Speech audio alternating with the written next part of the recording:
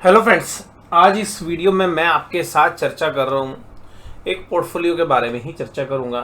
लेकिन आज कुछ शेयर्स की चर्चा करता हूँ जो इस पोर्टफोलियो के अंदर है, तो जिससे आपको भी समझने में कुछ सहायता रहेगी। और मेरा पर्पस जो है एजुकेशनल है, और सीधी सी बात ये है कि आज इस वीडियो से आप कुछ सीख के जाएं। आप खुद भी जब किसी शेयर्स को लें तो कुछ सीखें, और यही मेरा पर्पज़ है। तो पोर्टफोलियो का रिव्यू तो मैं करूँगा ही करूँगा, लेकिन सबसे खास बात जो है मैं चर्चा आपके साथ करूँगा कुछ शेयर जो पोर्टफोलियो में थे, जिसका मुझे लगा कि कुछ चीज़ें आपको बताई जाए कि भाई मैं क्यों इन शेयर्स को प्लस करने की बात या माइनस करने की बात है, यानी कि मेरा व्यू पॉजिटिव या नेगेटिव क्यों है। देखिए, सबसे पहले एक शेयर आपको नज़र आ रहा है एस्टर्न इंजीनियरिंग लिमिटेड। सबसे पहले एक चीज़ पर गौर फरमाइए कि शेयर्स का मार्केट कैप कितना है, यानी कि इस कंपनी का मार्केट कैपिटलाइजेशन कितना है। तो जब आप इसके मार्केट कैपिटलाइजेशन पे जाएंगे तो आपको पता चलेगा कि भाई इस कंपनी का मार्केट कैप है 552 करोड़। और इस कंपनी की बुक वैल्यू कितनी है, यानी कि इस कंपनी में बैलेंस शीट की बात करें तो इसके शेयर होल्डर्स की वैल्यू नेगेटिव है, यानी कि पूरी कैपिटल स्वाहा हो चुकी है, साफ हो चुकी है, सब कुछ कर्जे में है। शेयर होल्डर का खुद का पैसा कुछ है नहीं। कंपनी की return on capital employed loss में चल रही है। करंट प्राइस है 150 रुपये का। अब सपने ये दिखाए जाते हैं कि भाई कोई नया इन्वेस्टर आ जाता है, वो पैसा डाल देता है, किसी फ्रेंड सर्कल में पैसे डलवा दिए जाते हैं, कुछ एक दो ऑर्डर मिल जाते हैं, अब 1 या 2 क्वार्टर प्रॉफिट में आ जाती हैं। भाई इससे आपकी वेल्थ नहीं बनती, और ये बहुत रिस्की ट्रेड्स होते हैं। तो ऐसे शेयर्स के पीछे फालतू दिमाग नहीं लगाना चाहिए। लगाना भी थोड़ा बहुत शेयर्स आप लीसे वजह से लगाते हो कि मल्टी बैगर हो जाएंगे, ये सब बेमतलब की बातें हैं, ये फालतू की बकवास है, कुछ नहीं होता उसमें। दूसरा है रेस्टोरेंट ब्रांड्स एशिया लिमिटेड। ये कंपनी देखिएगा बर्गर किंग के नाम से पहले थी, और इसका आईपीओ आया था अभी 2-2.5 साल पहले। शेयर का भाव 100 रुपये है, बुक वैल्यू 14 रुपये 80 पैसे है, बाजार में 100 रुपये का चल रहा है, लेकिन प्रॉफिटेबिलिटी है ही नहीं, कंपनी प्रॉफिट में आई नहीं है। हाई रिस्क ट्रेड है इसमें, बहुत रिस्क है इसके अंदर, यानी कि हाई रिस्क के साथ अगर आप रहना चाहें तो ठीक है, बट मुझे ये शेयर्स पसंद नहीं है, क्योंकि अल्टीमेटली शेयर होल्डर के हाथ में कुछ नहीं आना है। कभी डील होगी तो ब्लॉक डील हो जाएगी, आपस में shoulder to shoulder company change हो जाएगी। तो बहुत बढ़िया रिटर्न्स आप इसमें से मुझे नहीं लगता कि बना सकते हो। लेकिन हाँ, कंज्यूमर बिजनेस है, ठीक ठाक है, कहीं कोई डील वगैरह बिजनेस में होगी तो ठीक है। कोई प्रॉफिटेबिलिटी के एंगल से मुझे बिल्कुल भी पसंद नहीं है। और ये देखिएगा, ये कंपनी है SCPC, श्री राम EPC, और ये कंपनी भी लॉस मेकिंग है। हालांकि अब इसमें कुछ एक नए इन्वेस्टर्स आए हैं जिन्होंने 350 करोड़ रुपए के आसपास डाला है 2022 में। 8 रुपये 14 पैसे बुक वैल्यू है, 19 रुपये 80 पैसे जो है बाजार में भाव है। लेकिन अभी भी कंपनी का return on capital employed minus में, रिटर्न ऑन इक्विटी माइनस में, प्रॉफिट कर ही नहीं रही, लॉस पे लॉस, लॉस पे लॉस। भाई ऐसी कंपनी में हमें क्यों दिमाग लगाना है।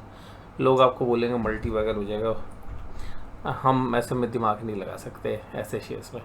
फिर है BC भटिंडा केमिकल लिमिटेड। इस कंपनी ने पीछे स्प्लिट किया था, 1 रुपये में शेयर चला गया। अब ये जो शेयर है ना भाई, वैल्यूएशन वाइज 20 के पी पे चल रहा है, लेकिन कंपनी 1545 करोड़ की। लेकिन जितनी भी हमने पीछे चर्चा की उसमें ठीक है, ये कोई दिक्कत नहीं। लेकिन भाव इसका ऊपर है भाई। अगर ये 24-25 रुपये के भाव की होती ना कंपनी, मेरी तरफ से ओके होती, लेकिन 52-57 रुपये के भाव में हमें समझ में नहीं आती है। कंपनी का जो करंट मार्केट प्राइस है वो फ्री कैश फ्लोज के सामने 14.9 है, और 13% के आसपास की जो है रिटर्न ऑन कैपिटल एम्प्लॉयड है। रिटर्न ऑन इक्विटी 16.1 है।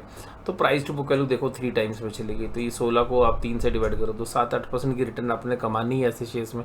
उससे बड़ा तो बैंक एफडी में पैसे रख लीजिए। बट हाँ, बाकी जो शेयर्स अभी हमने डिस्कस किए उन सब में सबसे बेहतर है जीवी के पावर इंफ्रास्ट्रक्चर। ये किस्मत है इस कंपनी की, बच गई, इसके साथ की सारी कंपनी तबाह हो गई। Lanco infra, Gammon infra, IVRCL infra and power, ये सब बर्बाद हो गई। अब देखिएगा, ये कांग्रेस की जो GV के रेड्डी जी हैं उनकी कंपनी है, तो कांग्रेस के वो सांसद भी रहे पीछे, और ये कंपनी बच गई। हालांकि इनके पास मुंबई एयरपोर्ट भी था और हैदराबाद एयरपोर्ट भी था, तो एयरपोर्ट में भी इनकी इन्वेस्टमेंट थी, लेकिन सब कुछ इनके हाथ से निकल गया है। बुक वैल्यू अभी भी माइनस में, यानी कि शेयर होल्डर की वैल्यू ही नहीं है। और ये जो शेयर्स है भटिंडा केमिकल लिमिटेड, जो भी पीछे वाला शेयर बता रहे, जो GV के पावर, एक PMS इन्वेस्टर्स हैं पुरिंजू वैली है, तो वो टीवी में आकर रोज़ रोज़ जो है कुछ शेयर्स के बारे में चर्चा करते थे, और ये शेयर्स भी वो जनरली सोशल मीडिया पे डालते थे हमेशा, जीवी के पावर इंफ्रास्ट्रक्चर। पर देखिएगा उनका नज़रिया अलग है, वो स्पेकुलेशन करते हैं और वो दूसरों का फंड मैनेज करते हैं। देखिएगा वो खुद तो अपना घर बार बहुत अच्छे से उन्होंने बना लिया, सब कुछ सेटअप कर लिया, लेकिन शेल्डर्स को क्या रिटर्न हुआ? ऐसे ही कभी मुखर्जा था, मुखर्जी थे जिनको मुखर्जा भी बोलते हैं। अब उन्होंने भी क्या किया भाई, सारे पीएमएस चलाते रहे और सबको ऐसे ऐसे शेयरों में फंसा दिया। उनका जो पूरे बाजार ने जब पूरा आउट परफॉर्म किया, हाँ भाई साहब, उनके पर वो नेगेटिव रिटर्न्स दे रहे थे पिछले साल। मतलब आप आंख बंद करके भी कोई 10 शेयर खरीद लेते ना, तब भी पैसे बन जाते और वहाँ पे उनके फंड में। तो ये जो चीज़ें हैं ये सब मैनिपुलेट होती हैं, सोशल मीडिया पे चलती हैं। मुझे ये भी शेयर पसंद नहीं है, ठीक है जी। और इसमें परिंजी बोली ने भी 2018 में एक अच्छी ली थी पोजीशन, और फिर वो लोग क्या करते हैं, खरीदने के बाद अगर वो शेयर नहीं भी चलते हैं तो सोशल मीडिया पे अपने मतलब पूरे नेटवर्क पे, चाहे वो आप ट्विटर हो, चाहे वो फेसबुक हो, चाहे वो इंस्टाग्राम हो, सारी जगह पर अपनी एक टीम 100-150 लोगों की इकट्ठी कर लेते हैं और उनके माध्यम से जो है ये सारी चीज़ें प्रसार में रहती हैं। अब फिर क्या होता है, जो इनोसेंट ट्रेडर या इन्वेस्टर्स होता है, उनके ब्रोकर्स भी इवन कहते हैं, अरे ब्रोकर ने भी कहीं पढ़ लिया, वो भी बोलता है भाई ब्रोकर के ऊपर जो टर्म क्या नाम है कंप्यूटर ऑपरेटर है, वो भी आपको बोलेगा जी हाँ जी सर ये शेयर खरीद लीजिए। बट मेरे हिसाब से बकवास शेयर है। और ward wizard innovations and mobility, अब ये भी जो शेयर्स है, अब इसमें आप देखोगे 3.5 रुपये की बुक वैल्यू है और 60 रुपये चल रहा है। अब ये स्टोरी जो है मैं कह रहा हूँ बेची जा रही है। कौन सी भाई? ईवी। अब ये मोबिलिटी लगा दिया भाई, उसी से वो शेयर चल जाता है, ठीक है जी। अब हमारे पास एक शेयर है, मान लीजिएगा अमरा राजा, वो जब तक वो बैटरी था ना उसको कोई नहीं लेता था, उसमें मोबिलिटी लगा दिया, सबको लग रहा भाई ईवी की स्टोरी होगी, 1000 के पार चला गया। ये सेंटीमेंट की बात है। पर ये शेयर भी 139 की पी पे यार, 139 साल लगेंगे इस शेयर से पैसे वसूल करने में, बुक वैल्यू कहीं है नहीं। चलिए जी थोड़ा बहुत इनोवेशन आ भी जाएगा। अरे जब मार्केट में ना एक इकोसिस्टम बनता है, बहुत सारे प्लेयर्स आ जाते हैं, तो ऐसा क्लीन नहीं होती है इनके लिए और ऐसी कोई खास बैलेंस शीट नहीं है, तो मुझे ये शेयर भी पसंद नहीं है। तो ये तो मैंने आपके साथ चर्चा कर ली जो शेयर पसंद नहीं थे, लेकिन अब क्या होता है, इनोसेंट इन्वेस्टर या ट्रेडर्स जो हैं फंस जाते हैं। अब देखिएगा मैं आपको यही बस चर्चा करूंगा कि भाई जो मुझे पसंद नहीं है, आर्ट्सन मैंने अभी आपके साथ चर्चा कर ली, ये शेयर जो है मुझे क्यों पसंद नहीं है। तो इसका रीज़न मैंने आपके साथ बताया कि भाई क्यों ये शेयर जो है मुझे पसंद नहीं। अब अगर हम इन शेयर्स के साथ के अलावा जो बाकी शेयर्स को देखने की चेष्टा करें कि भाई कौन से ऐसे शेयर्स हैं जहाँ पर और आउटलुक जो बन सकता है। अगर मैं सबसे पहले बात करूं आर्ट्सन की, तो ये जो आर्ट्सन वाला जो शेयर है ये हमारी नेगेटिव लिस्ट में है। बजाज हिंदुस्तान में भी कुछ है नहीं खास, मेरे को ये भी पसंद नहीं है। BCL इंडिया ठीक ठाक है जो भी मैंने बताया, बट इन भाव पे पसंद नहीं है। बायोकॉन जो है अच्छा शेयर है, हालांकि रिटर्न अभी कुछ अच्छी नहीं आई है, बट हमें लग रहा है काफ़ी अच्छा कर सकता है। BPL है, ये भी सब बकवास शेयर है। फोर्टिस ये ठीक ठाक है और देखिए इसमें लेकिन महंगा बहुत हो गया, लेकिन इससे भी जो है प्रॉफिट बुक करने की ही हमारी जो है लगता है कि प्रॉफिट बुक करने लायक। गोदरेज इंडस्ट्री एक अच्छा होल्ड बनता है और बायोन डिप्स जीवी के ये बकवास शेयर है। SCL इन्फोसिस, ये जो SCL टेक तो अच्छा शेयर है, लेकिन SCL इन्फोसिस्टम ये बकवास है, सब ये लॉस मेकिंग कंपनी है। HDFC बैंक बहुत बढ़िया है, होल्ड है हमारी, और बायोन डिप हालांकि रिजल्ट अच्छे नहीं आए। हेमिस्फीयर प्रॉपर्टी ठीक है, लेकिन जाके आपने ऊपर 211 में जाके फंसे हो तो फ़ायदा तो कुछ मुझे लगता नहीं। सारी मलाई तो दूसरे खा गए, आप जाके ऊपर फंस गए, ठीक है, फिर भी होल्ड बनता है। IDFC फर्स्ट बैंक भी होल्ड ही है, ITC होल्ड ही है। जियो फाइनेंशियल भी मुझे पसंद नहीं है इन वैल्यूशंस पे, मुझे लगता है यार प्रॉफिटेबिलिटी है नहीं, ये भी एक बार प्रॉफिट बुक कर लेना चाहिए। JM फाइनेंशियल भी प्रॉफिट बुक हो जाना चाहिए या एग्जिट, इस पर पीछे खबरें भी थी। JSW इंफ्रा बहुत बेहतरीन परफॉर्मेंस आगे भी हमें लग रही है, होल्ड है। मार्क्स एंड फार्मा अब जाके आप ऊपर फंसे हो, हम बात करते थे बिलो एंडेड आप 161 पे जाके ले रहे हो, तो ये आप ट्रेड ले रहे हो तो फिर उसके हिसाब से स्टॉप लॉस लगाइए। मोरपैन लैब भी मुझे पसंद नहीं है। RB अभी मैंने अभी बात करी रेस्टोरेंट की, पसंद नहीं है। रेनू का शुगर ठीक ठाक है, कुछ होना नहीं है इसमें, ये 45-46 रुपये यहीं चलता रहेगा। तो शुगर में तो एक स्टोरी होती है भाई, जब शुगर के प्राइस या साइकिल चलती है ठीक है, पर कोई ख़राब शेयर नहीं है, ओके है, होल्ड बनता है। कोई SCPC सब बकवास है।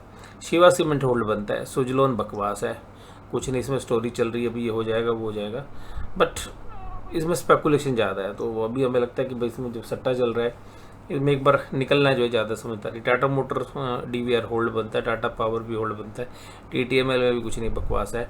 टाटा की बेसिक से कंपनी है। और ये मोबिलिटी वाला शेयर जो मैंने आपको बताया, जील भाई जी रोज़ चक्कर कोट के काट रही है GTV, और जी लर्निंग में कुछ है नहीं, सब खत्म हो गया। तो मोस्टली जो शेयर्स हैं वो सट्टे के हैं, ऐसा लग रहा है जैसे कि सोशल मीडिया से प्रभावित शेयर्स हैं इसमें से ज़्यादातर। और देखिएगा ऐसा पोर्टफोलियो को भी प्रॉफिट में नहीं आते हैं, ऐसे पोर्टफोलियो हमेशा लॉस में रहेंगे। क्यों? क्योंकि इससे एक मेंटलिटी पता चलती है इन्वेस्टर की, ट्रेडर की, कि किसी ने कुछ भी बता दिया वो ले लिया, किसी ने कोई भी स्टोरी बता दी वो ले ली।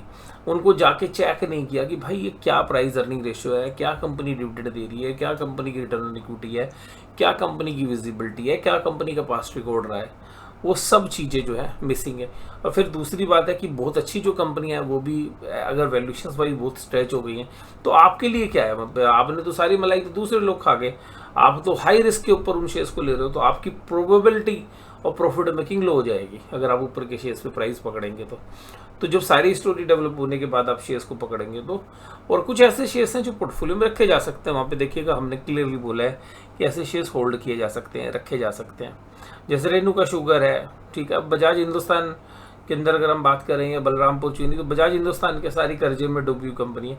अगर आपको शुगर शेयर ही लेना है तो भाई आंध्रा शुगर ले लीजिए, द्वारिका शुगर ले लीजिए, धामपुर शुगर ले लीजिएगा। तो जरूरी नहीं है कि बजाज हिंदुस्तान जैसी जो सट्टे वाला शेयर है उसमें जाके फंसना चाहिए। और शुगर में भी जो अच्छे स्टॉक है, बट मैं शुगर मैं ये मान के चलता हूँ कि थोड़ा सा रिस्की हो जाता है। और मैंने देखिए बड़े क्लियरली बात की है, और पोर्टफोलियो भी रखिए तो ऐसा रखिए कि इस टाइम तो इस तरीके के शेयर रखना बिल्कुल भी जायज़ नहीं है, क्योंकि बाजार इतना ओवर वैल्यूड है। और इसमें से बहुत सारे शेयर्स अगर एक बार प्राइस करेक्शन होगी ना, ये शेयर के भाव ही नहीं आएंगे, जो अभी भी भाव है ना ये भी टूट गए, ये भी नहीं आएंगे। ये भी मुझे बहुत सारे शेयर्स तो अभी भी ओवर प्राइस लग रहे हैं। और पोर्टफोलियो में क्या है, GTV में क्या हो रहा है, GTV में लोगों ने पैसे ही बर्बाद किए पिछले 2-3 साल में, किसी ने कहीं भी लिया वहीं पे बर्बाद हो गया। जी लर्निंग में भी वही हुआ है। तो जिन कंपनी में फ्रॉड हो गया उनको आप सोचते हो कि अरे GTV है भाई बढ़िया है, अरे भाई उसके बैलेंस शीट में कर्जा कितना है, उसकी परफॉर्मेंस कैसी है, डिस्प्यूट क्या चल रहा है, वो सब चीज़ें तो देखो। तो मुझे ऐसा लगता है कि मोस्टली जो शेयर्स हैं मैंने क्रॉस लगा दिया है। और बाइंग अपॉर्चुनिटीज देखिएगा, अभी मुझे ओवरऑल भी अगर आप मेरे से बात करें तो देखिएगा अपनी जो पोजीशन है वो नेटको में है, मैंने आपसे जो चर्चा की। कुछ पेपर स्टॉक्स में है, यानी कि बहुत सावधानी बरतते बरतते भी देखिएगा चीज़ें माइनस में चली जाती हैं। और जब ये मतलब बिल्कुल लापरवाही से जब आप शेयर्स खरीदते हैं तो बहुत बड़े रिस्क में जो है आप फंस सकते हैं। तो किसी के दिखावे पे ना जाओ, किसी के कहने पे ना जाओ, अपनी अकल लगाओ। और मैं आपको हमेशा बोलता हूँ जब भी किसी हम शेयर्स का रिव्यू भी करते हैं तो भाई आपने फाइनेंशियल एडवाइस सलाह लीजिए, अपने विवेक का यूज़ करिए, अपने दिमाग लगाइए। बाजार में इतना ऐसा ना इजी मनी नहीं बनती है जैसे आप सोच रहे हो कि आज खरीदोगे कल बेच दोगे। कभी कभी चलो बाजार में पीछे बुल मार्केट थी तो अनाप शनाप शेयर्स में भी पैसा बन गया, लेकिन जो अनाप शनाप शेयर्स में पैसा बना ये सब सट्टे में लगा है। आप इनसे निकलोगे नहीं, वो शेयर्स में आपने प्रॉफिट बुक कर लिया, वो 5 रुपये नीचे मिलेंगे, आप उनमें दोबारा फंस जाओगे। फिर वो वहाँ से जाके चाहे 100% नीचे अब चले जाए, कंपनी डीलिस्ट हो जाए, 50% उड़ जाए, आप निकल ही नहीं पाओगे उनसे कभी। तो फंडामेंटली जो साउंड कंपनीज है वहाँ पे मैंने होल्ड अप बोला। बाय मेरी अभी रिकमेंडेशन में कुछ भी नहीं है, मैं मान के चल रहा हूँ कि भाई बाजार में एक अच्छी खासी करेक्शन होनी चाहिए और वहाँ पर एक पोजीशन समर्ज होनी चाहिए। और एक डिस्क्लोजर दे दूँ मैं आपको, एट प्रेजेंट मेरे पोर्टफोलियो में आज की डेट में, मतलब पहले तो था ही 1 महीने पहले, 1 महीने में और जो है हमने बिकवाली की है।